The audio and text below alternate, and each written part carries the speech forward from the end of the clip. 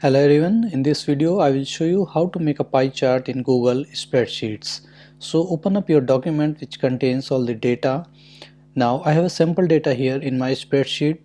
So in order to make the pie chart you need to select all the data for which you want to create the pie chart. So I have selected this data. Now you need to click on insert from the menu. Now click on the fifth option, that is chart here. Now it will make a default chart or a graph here. Okay, now on the right hand side options you can see the first one, that is chart type under the setup. Okay, you need to click here. Now scroll down, you can see the line graphs are here, area is here, column, bar, and one of the options is here pie. Now pie, in pie chart you have three options, that is a normal pie chart, then there is a donut pie chart, and there is a 3D pie chart.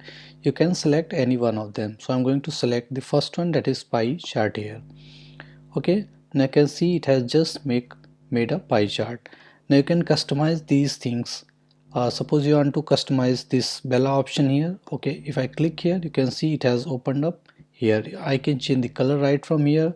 I can even change the distance from the center. If I click on 25 you can see it has measure difference. Okay, so just like this you can change all the things. Suppose you want to change the name here, simply click on this one.